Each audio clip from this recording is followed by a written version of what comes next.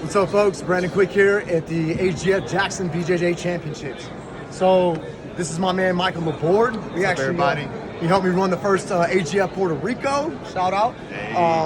But refed a lot, stuff like that. But that's not what I'm here for. What I'm here for is game, recognized game. I'm a dude who really appreciates other coaches who have good students and stuff like this. And I travel around the United States and the world. I see a million different people and teams.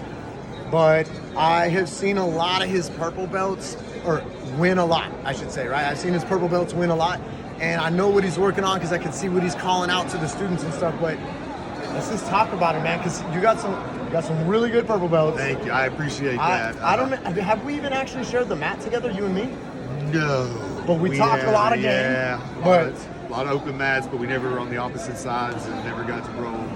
But we talk a lot of jiu-jitsu. We do. You know, so what are you doing with these dudes in Mississippi, bro? So, back in the day, I felt like it was 2.5 years was the path to a blue belt. I think a lot of people didn't understand the right way to teach certain techniques. Techniques were held back. The way things were taught and the order that they were taught, like armbar then pendulum, or pendulum then an armbar, instead of thinking like armbar then pendulum to create angles. And so I found like a few things that I think are faster ways, modalities to learn. You got to learn your learning mechanics, like what's your learning style? Are you kinesthetic? Are you auditory? Are you conceptual?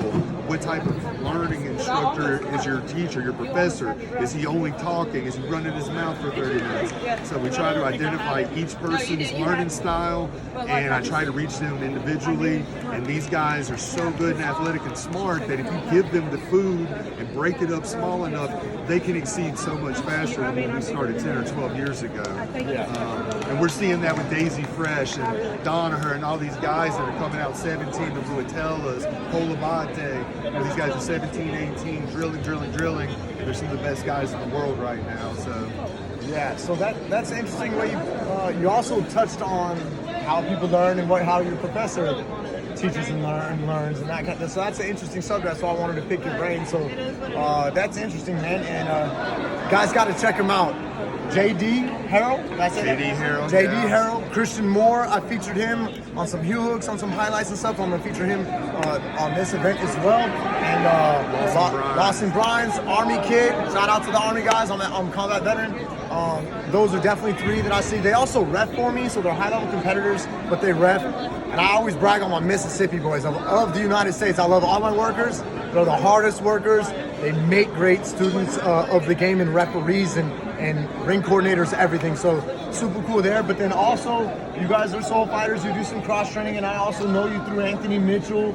And then there's good purple belts that they cross train with there. I think it's like you guys got an all-around good. Man, you know it is like the 155 to 175 division of purple belts. We have a staple from Anthony's gyms up here all the way to Dalton Ackland at SMAA under Kevin Wayne Knutson. For sure. These little purple belts are the future. Savages. I mean, they're like 3 and 4 year purple belts, and they're doing things I was not doing in 8 years in the game. So it's pretty cool. You guys are doing something good. Like I said, I started out with game recognizes game, but